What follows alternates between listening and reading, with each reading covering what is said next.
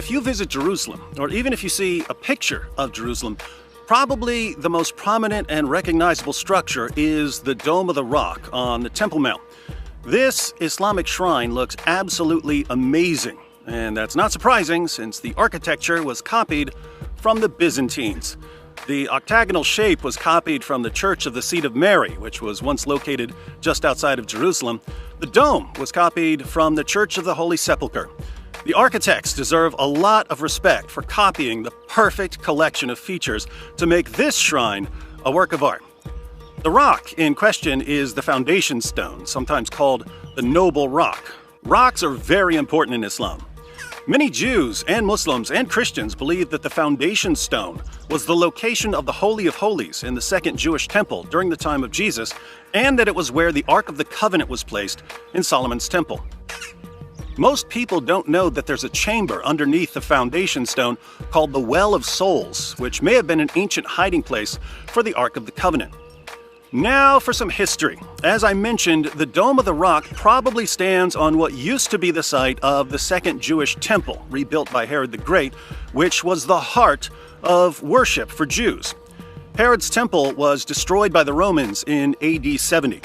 Following the Bar Kokhba revolt in the 2nd century, the Romans built a sanctuary for their god Jupiter on the Temple Mount. But the Romans eventually converted to Christianity. So, from the 4th century to the early 7th century, Jerusalem was controlled by the Byzantines. Jerusalem quickly became a popular religious pilgrimage site for Christians, but in 638, the city was conquered by Muhammad's companion, Caliph Umar. Several decades later, construction of the Dome of the Rock began during the Umayyad Caliphate on orders of the Caliph Abdul Malik. Now, why did Abdul Malik build the Dome of the Rock? Most Muslims are convinced that it was to honor Muhammad's night journey, when the Prophet of Islam was taken to the Temple Mount on a mythical flying donkey monster named Barak. But there's no evidence that Abdul Malik built the Dome of the Rock to honor the night journey. The night journey was apparently a later legend. Lots of Muslims are convinced that Surah 17, verse 1 of the Quran refers to the night journey. The verse says, "Exalted is he who took his servant," and in brackets the translators add, i.e. Prophet Muhammad, "by night from al-Masjid al-Haram to al-Masjid al-Aqsa, whose surroundings we have blessed, to show him of our signs. Indeed, he is the hearing, the seeing." Notice there's nothing about a flying donkey taking Muhammad to Jerusalem. Jerusalem isn't even mentioned. Later Muslims identified al-Masjid al-Aqsa as the Temple Mount, but this verse doesn't say any of that. Indeed, the verse doesn't even mention Muhammad. That was added by translators. Watch what happens when we take out the part the translators added and we include the very next verse for context.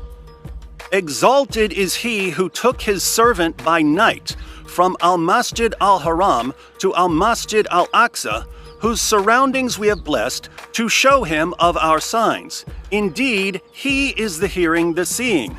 And we gave Moses the scripture and made it a guidance for the children of Israel, that you not take other than me as a disposer of affairs." In context, the night journey in the Quran sounds like it's talking about Moses. God took Moses from one place to another place and gave him the scripture to guide the children of Israel. Later Muslim sources claim that this is about Muhammad's night journey, but this later legend had nothing to do with Abdul Malik building the Dome of the Rock. The Dome of the Rock was built before the story of Muhammad's night journey was invented. How do we know? Well, the Muslims who constructed the Dome of the Rock in the 7th century included inscriptions, verses of the Quran, that show what their intentions were. And the inscriptions are about Jesus. The verses are a rebuke to Christians and to Jews. The inscriptions proclaim that God has no son and no partner. That's a response to Christians, but they also proclaim that Jesus is a prophet from God. That's a response to Jews. On a side note, the Quranic inscriptions contain textual variants from the Quran Muslims read today, which means that we can also think of the Dome of the Rock as a reminder that the Quran has not been perfectly preserved. So, Abdul Malik seems to have built the Dome of the Rock as an insult to Jews and Christians rather than as a memorial to Muhammad's night journey. The night journey and Surah 17 aren't even mentioned. But the story of the night journey became popular later in the Sirah and the Hadith, and so the Dome of the Rock was retconned as Islam's third holiest site because of its connection to Muhammad's imaginary flight to Mecca and ascension to heaven. The Dome of the Rock was damaged by earthquakes in 808 and 846. The original dome collapsed in 1015 and was rebuilt several years later. In 1099, following years of persecution against Christian pilgrims and even the destruction of the Church of the Holy Sepulchre, considered by many to be Christianity's holiest site, Crusaders attacked and conquered Jerusalem.